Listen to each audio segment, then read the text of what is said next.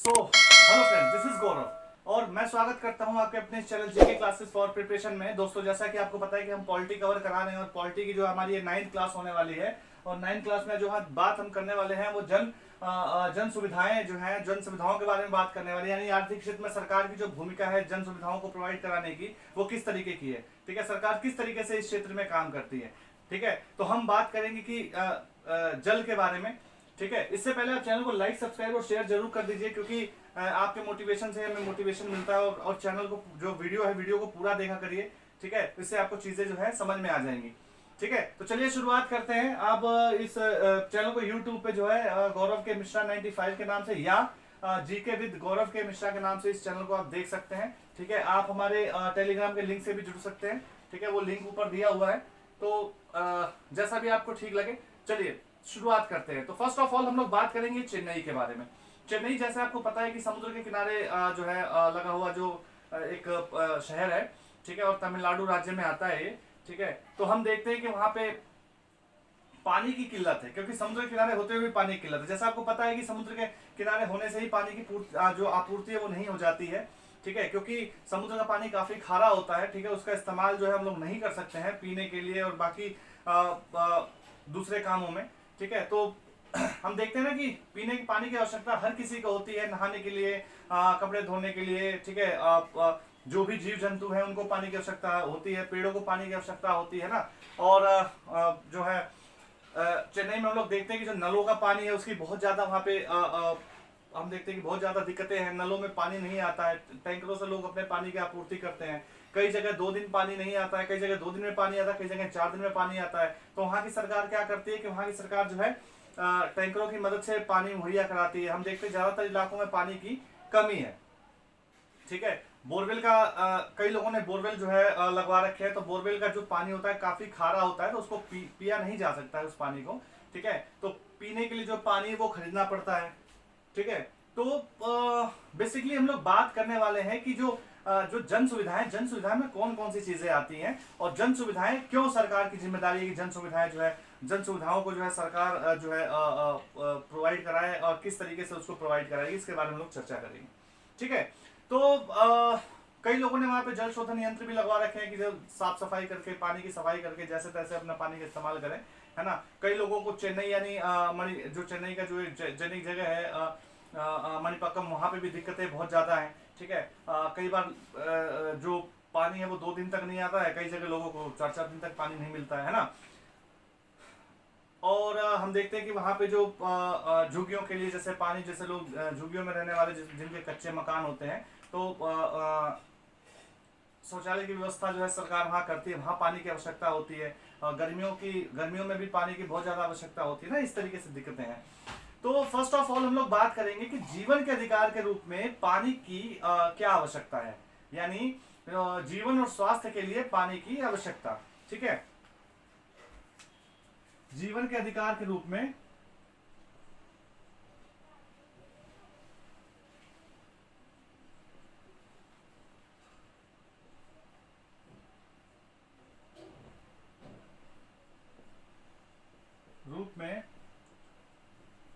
पानी। ठीक है, यानी जीवन और स्वास्थ्य के लिए पानी की आवश्यकता। ठीक है, हम देखते हैं कि वैसे सभी को पानी की आवश्यकता है, तो जीवन और स्वास्थ्य के लिए पानी की आवश्यकता है और साफ पानी की आवश्यकता है, क्योंकि यह पानी पीने से होने वाली बीमारियों को जो है रोकता है। यानी साफ पानी पिएंगे तो बीमारियां नहीं होंगी। भारत की स्थिति यह है कि जिन देशों में दस्त, पेचिश, हैजा जैसी बीमारियों के सबसे ज्यादा मामले सामने आते हैं, वो उसमें भारत शामिल है। इसमें इसका जो स्थान है वो काफी ऊपर आता है। ठीक है, तो पानी से संबंधित बीमारियों का जो पानी से संबंधित जो भी बीमारियां हैं, जैसे मैंने आपको बताया कि दस्त लगना, पेचिश होना, हैजा वगैरह होता है। ठीक है, इस तरीके की बीमारियां हैं। तो यहाँ पे सालाना तो नहीं है, मुझे लगता है कि शायद 1600 से ज्यादा लोग जो है इसका जो शिकार होते हैं। यानी रोजाना कम से कम 1600 पूरे भारत में 1600 से ज्यादा लोग गंदे पानी को पीने से, जो बीमारियों से इनकी मृत्यु हो जाती है। इसमें ज्यादातर जो 5 साल से जो कम उम्र के बच्चे हैं ना, वो शामिल है। ठीक है, तो ये डेली की जो स्थिति है, आप देखते हैं 1600 लोगों की मृत्यु होती है डेली पानी, दूषित पानी की वजह से। अगर लोगों के पास पीने का पानी सहज रूप से उपलब्ध हो तो मौतों को जो है रोका जा सकता है। तो इसके लिए क्या करना पड़ेगा, इसके लिए जो है साफ पानी की व्यवस्था करनी पड़ेगी, और वो आपके जीवन का अधिकार है। ये चीजें कौन करता है, तो ये जो सार्वजनिक रूप से जो की गई जो जन सुविधाएं यानी जो काम है वो सरकार की जिम्मेदारी होती है। आगे हम लोग चर्चा करेंगे कि क्यों जिम्मेदारी होती है, ठीक है। तो इसके साथ साथ हम देखते हैं कि भारतीय संविधान के 21 के अंतर्गत पानी को, जो पानी के अधिकार को जीवन का अधिकार माना गया है। इसका मतलब है कि अमीर, अनुच्छेद 21 में लिख देता हूं,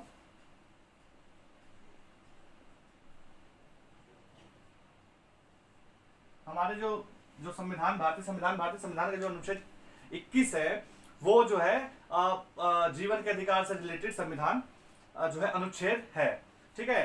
तो जैसे मैंने बताया कि जो जीवन का जो पानी को जो है पानी के अधिकार को जीवन का अधिकार माना गया है, और इसका मतलब है कि अमीर गरीब हर व्यक्ति को अधिकार है कि उसे सस्ती से सस्ती कीमत पर दैनिक जरूरतों को पूरा करने के लिए पानी मिले, यानी पानी तक सार्वभौम यानी सभी की पहुंच होनी बहुत आवश्यक है, ठीक है।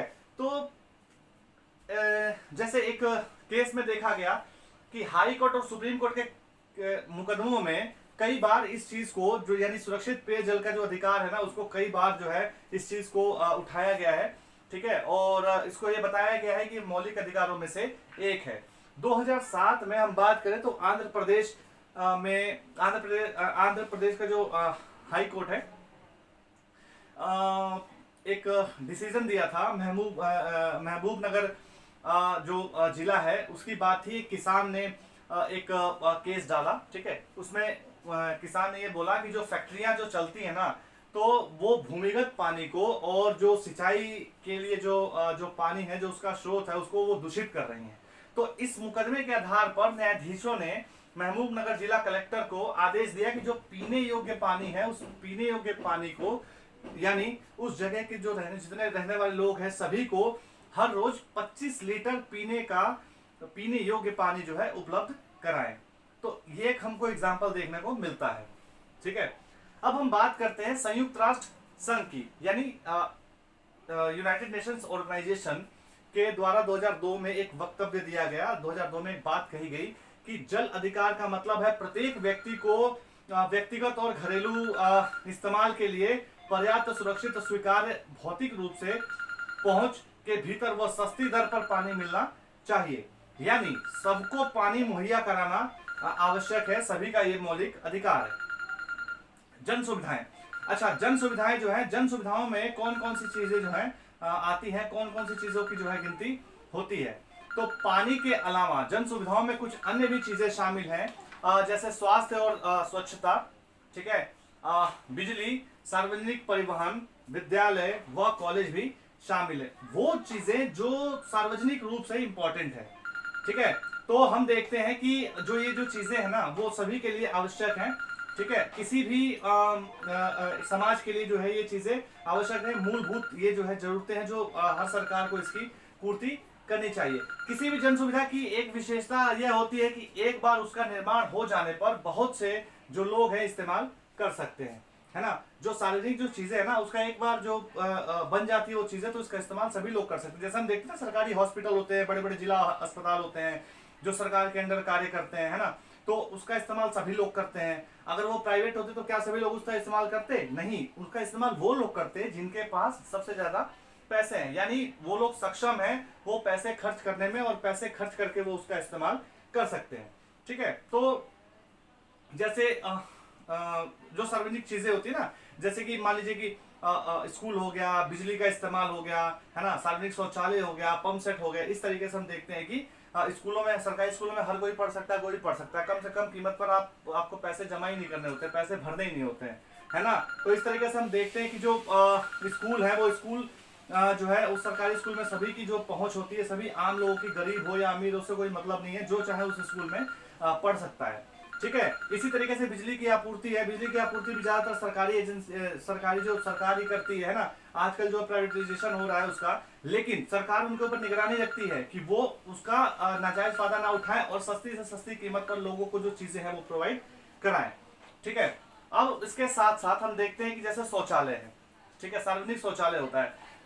गांव में क्या होता है, कई बार सार्वजनिक शौचालय बने, कई बार शहरों में भी सार्वजनिक शौचालय बने। सार्वजनिक शौचालय की खासियत ये होती है कि आसपास के इलाकों को साफ रखने में उससे मदद मिलती है, यानी शौचालय के लिए लोगों को बाहर नहीं जाना पड़ता और जो है वो शौचालय जो पर्टिकुलर जो जगह होती है वहां पे बना होता है, वहां पे लोग इस्तेमाल कर सकते हैं। तो ये भी एक सार्वजनिक चीज का जो है एक उदाहरण है।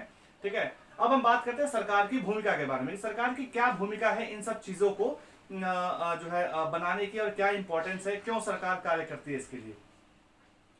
तो हमने जन सुविधाओं के बारे में बात कर ली,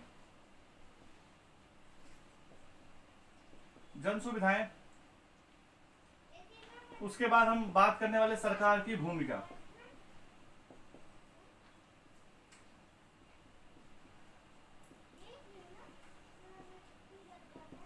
सरकार की क्या भूमिका है।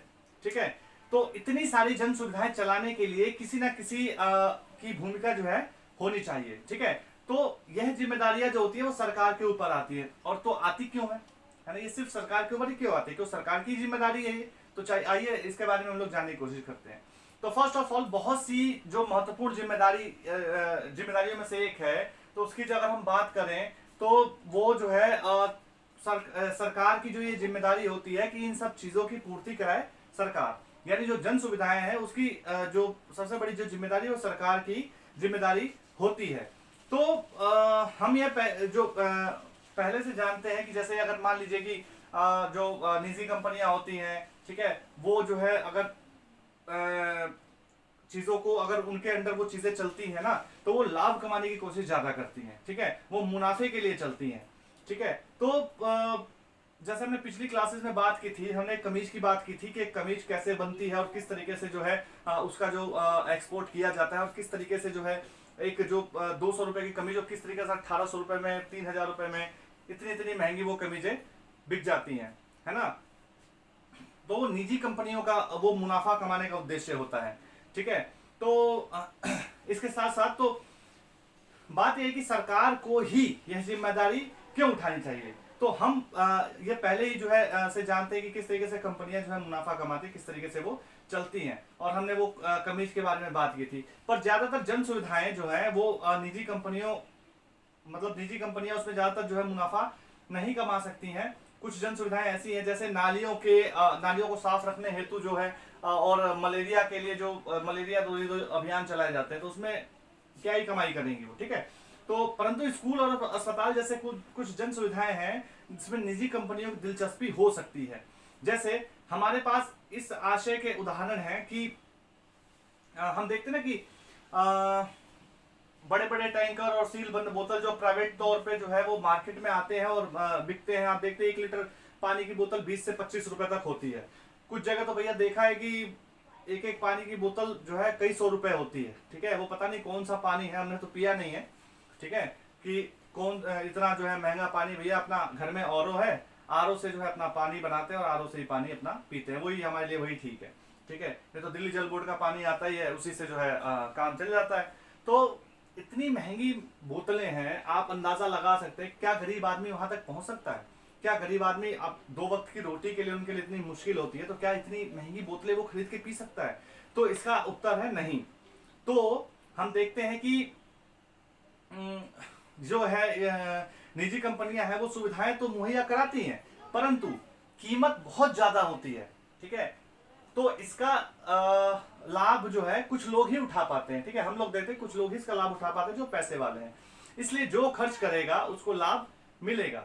ठीक है, तो इसके साथ साथ हम देखते हैं कि वे लोग जो खर्च नहीं कर पाते, वे इन जो सुविधाएं हैं इन चीजों से वंचित रह जाते हैं, है ना, और सम्मान पूर्वक जीवन जीने से भी वंचित रह जाते हैं। तो जन सुविधाओं का संबंध लोगों के मूलभूत सुविधाओं से होता है, यानी जो जन सुविधाएं होती हैं वो लोगों की मूलभूत सुविधाएं से उनका संबंध होता है। संविधान में जीवन के अधिकार का जो आश्वासन दिया गया है वो वह देश के सभी लोगों को प्राप्त है। इसीलिए इसकी जिम्मेदारी सरकार के ऊपर आती है कि वो सभी लोगों की जो बेसिक जो चीजें हैं, जो बेसिक नीड्स हैं, दे फुलफिल देयर नीड्स, ठीक है, उनकी जरूरतों को पूरा करे, ठीक है। तो इसीलिए जो है सरकार जन सुविधाओं के लिए निजी कंपनियों का सहारा तो ले सकती है, लेकिन जैसे सड़क बनवाना या बिजली आपूर्ति भी में भी उसका सहारा ले सकती है, लेकिन सरकार को इन सब पर कड़ी निगरानी रखनी चाहिए, ठीक है, रखनी होती है, और ये कंपनियां सस्ते और अच्छी कीमत पर आपूर्ति करती रहें, ये सरकार को ध्यान रखना चाहिए, ठीक है। तो इससे में ये समझ में आती है कि भाई सरकार जो है मूलभूत चीजों की पूर्ति करा सकती है, प्राइवेट कंपनियों के थ्रू भी करा सकती है, लेकिन सरकार की जिम्मेदारी ये होती है कि वो उन चीजों पर बारीकी से नजर रखे कि क्या वो चीजें कम कीमत पर और रिजनेबल प्राइस पर वो चीजें लोगों को मुहैया हो रही हैं या नहीं, ठीक है। तो अब हम बात करते हैं चेन्नई में पानी की आपूर्ति के बारे में, ठीक है। हम चेन्नई शहर लेके चलते हैं।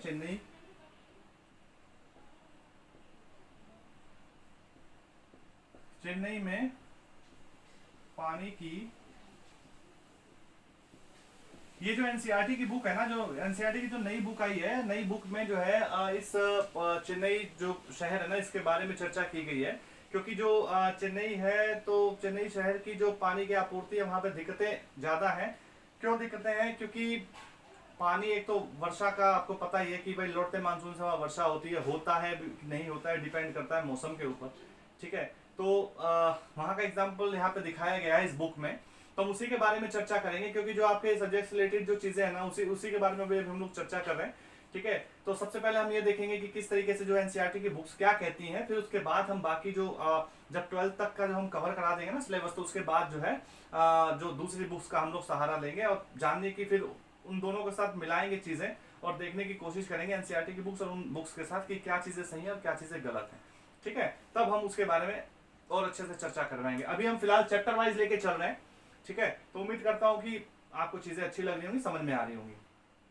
अब हम बात करते हैं चेन्नई में पानी की आपूर्ति। तो क्या सबको पानी मिल रहा है वहां पे? तो हम देखते हैं कि जन सुविधाएं सभी को जो है मुहैया होनी चाहिए, परंतु कुछ बहुत सी जगहों पर हम देखते हैं कि इसका जो है अभाव भी है। चेन्नई में हम देखते हैं ना कि चेन्नई में पानी की भारी कमी है। नगर पालिका वहां की आधी आबादी को ही जो है पानी आपूर्ति करा पाती है, ठीक है। उसके साथ साथ जो है कुछ जगह पानी मिलता है, कुछ जगह नहीं मिलता है, गरीबों को ज्यादा दिक्कतें होती हैं, ठीक है। वो तो हर जगह वही हाल है।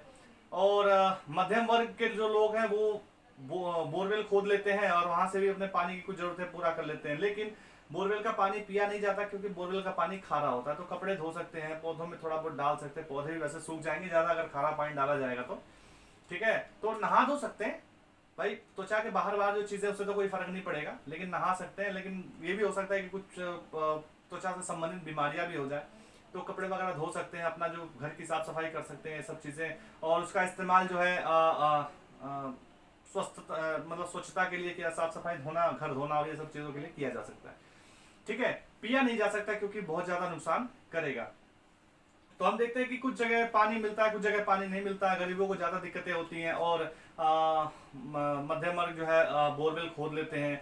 इसके साथ साथ टैंकरों का पानी खरीद सकते हैं वो लोग, ठीक है, पीने के लिए सीलबंद बोतल खरीदते हैं, और इसी तरीके से जो चीजें वहां पे चलती हैं। तो ग्रामीण इलाकों में जो मनुष्य और मवेशी हैं, दोनों के लिए पानी की जो है जरूरत पड़ती है। वहां कुआं, हैंडपंप, तालाब, और हम देखते हैं कि कभी कभार जो है छत पर स्थित टंकियों के पानी जो है वहां पे मिल जाते हैं देखने को। तो इनमें से ज्यादातर जो निजी स्वामित्व की जो है शहरी इलाकों के मुकाबले ग्रामीण इलाकों में सार्वजनिक जलापूर्ति का जो है हम देखते हैं कि जो प्राइवेट जो कंपनियां हैं, ज्यादातर जो प्राइवेट कंपनियां हैं, निजी स्वामित्व वाली कंपनियां हैं, वही इन सब चीजों को ज्यादा जो है इनकी पूर्ति करती हैं। और जो ग्रामीण लोग इस्तेमाल करने वाले जो लोग हैं पानी का, वो उन जिन जगहों का इस्तेमाल करते हैं वो निजी जगह है, यानी निजी स्वामित्व की जगह हैं, ठीक है। तो हम देखते हैं ना कि शहरी इलाकों के मुकाबले जो ग्रामीण इलाकों में सार्वजनिक जलापूर्ति का जो बहुत ज्यादा अभाव है, क्योंकि शहरी इलाकों में तो आपूर्ति हो जाती है जल की, लेकिन ग्रामीण इलाकों में जल की आपूर्ति वो भी नहीं हो पाती जो सरकार को करना चाहिए। तो वो दिक्कतें बहुत ज्यादा हमको देखने को मिलती हैं। अब विकल्पों की तलाश करते हैं कि क्या विकल्प होने चाहिए इस जो है जलापूर्ति की।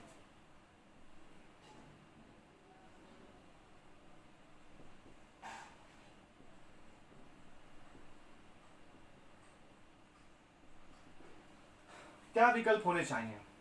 तो शहरी इलाकों में आप जैसे हम देखते हैं कि शहरी इलाकों में जो है 135 लीटर पर व्यक्ति, ठीक है, पानी मिलना चाहिए, ठीक है, यानी लगभग हम देखते हैं कि 7 बाल्टी के आसपास, ठीक है। और शहरी जल आयोग ने यह मात्रा जो है तय की हुई है, ठीक है। और लेकिन झुग्गी बस्तियों में जो पानी है उसकी आपूर्ति कितनी है आपको पता है? उसकी आपूर्ति सिर्फ 20 लीटर है, यानी एक बाल्टी भी नहीं है, ठीक है, यानी मुश्किल से एक बाल्टी पानी आप कह सकते हैं, ठीक है। इसके साथ साथ हम देखते हैं कि आलिशान होटल जो है, बड़े बड़े होटल बने होते हैं, उनमें पानी की आपूर्ति कर दी जाती है, ठीक है, और उसमें पानी की आपूर्ति कर दी जाती है। और पानी की आपूर्ति जो होती है वहां पे, वो लगभग एक व्यक्ति के 1600 लीटर के हिसाब से, यानी लगभग 80 बाल्टी पानी के आधार पर वहां पे की जाती है। कुछ लोगों का मानना है कि सरकार जरूरतों के हिसाब से पानी मुहैया नहीं करा पाती है, तो और बहुत सारे जो शहरी जल विभाग है घाटे में चल रहे हैं, तो इस कारण जो है जलापूर्ति की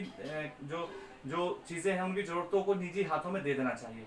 लेकिन क्या आपको लगता है कि इससे स्थिति में सुधार आएगा? जी नहीं, स्थिति में सुधार नहीं आएगा, बल्कि पानी और ज्यादा महंगा हो जाएगा। अभी जो पानी मिल रहा है गरीबों को ना, वो भी नहीं मिलेगा, ठीक है, क्योंकि जो पैसे खर्च करेगा उसको पानी मिलेगा, और जो पैसे नहीं खर्च करेगा उसको पानी नहीं मिलेगा। तो भाई ये तो भाई मूलभूत अधिकार है, ये तो मिलना चाहिए ना, ये तो मौलिक अधिकार में आता है आपको, तो इसकी जिम्मेदारी सरकार की ही है। कई देशों में एग्जाम्पल देखने को मिलते हैं कि कई बार जो है प्राइवेट कंपनियों को सब चीजें दे दी गई, उनके हाथ में जो सौदा वो दे दिया गया, तो देखा गया उसके बाद बहुत ज्यादा दिक्कतें हो गई, फिर वापस सरकार को जो है उनसे वो चीजें लेनी पड़ी, ठीक है, समझ रहे हैं चीजों को। तो ये भी नहीं किया जा सकता, बशर्ते कि जैसे हमने अभी बात की ना कि जो ऐसे कीमतें काफी जो है बढ़ जाएंगी तो बड़ी दिक्कतें हो जाएंगी। तो हम वैसे देखा जाए तो कुछ फेरबदल के साथ इससे कुछ मतलब जो चीजों जो कीमतों में इजाफा होगा ना, वो ठीक नहीं है लोगों के लिए, इसलिए जल आपूर्ति को सरकार को ही चलाना चाहिए, उसकी पूर्ति सरकार को ही करनी चाहिए, बशर्ते कुछ फेरबदल और कुछ नियमों के अनुसार, ठीक है। अगर हम निष्कर्ष की बात करें तो हम देखते हैं कि जन सुविधाओं का संबंध हमारी बुनियादी जरूरतों से होता है। जन सुविधाओं में हमने बात कर ली क्या क्या चीजें आती हैं, ठीक है, और भारतीय संविधान में पानी, स्वास्थ्य, शिक्षा आदि अधिकारों को जीवन के अधिकार का हिस्सा माना गया है। अनुच्छेद 21A में जैसे शिक्षा का अधिकार दिया गया, तो शिक्षा के अधिकार के हिसाब से आप जैसे आपको पता है ना, सभी को पढ़ाई लिखाई का अधिकार है, तो सरकारी स्कूल बनाए जाते हैं ना, तो इसीलिए जो वो सरकारी स्कूल भी हो गए, वो भी सार्वजनिक जो सुविधाएं एक तरीके से हो गई, ठीक है। तो इस प्रकार सरकार की एक अहम जिम्मेदारी यह है कि वह प्रत्येक व्यक्ति का जो पर्याप्त जन सुविधाओं को उपलब्ध कराए। ये जिम्मेदारी किसकी है? सरकार की है, ठीक है। तो ये चैप्टर में इतना ही था, जन सुविधाएं, ठीक है। अब इसके बारे में और आगे चर्चा करते रहेंगे, ठीक है। और जो भी से रिलेटेड चैप्टर, जो अगला जो चैप्टर है, हम जो है उसको भी पढ़ेंगे और उसके बारे में समझने की कोशिश करेंगे। तो इस क्लास में इतना ही। आप चैनल को लाइक, सब्सक्राइब और शेयर जरूर करिए, चीजें आपको समझ में आई। आप नहीं आती हैं तो आप जरूर एक बार मैसेज करिए, हमको बताइए, हम और कोशिश करेंगे आपको अच्छे से समझाने की, ठीक है। तो ये सारी चीजें थी, तो अभी के लिए इतना ही, फिर हाजिर होते हैं एक नई क्लास के साथ। तब तक के लिए नमस्कार, धन्यवाद।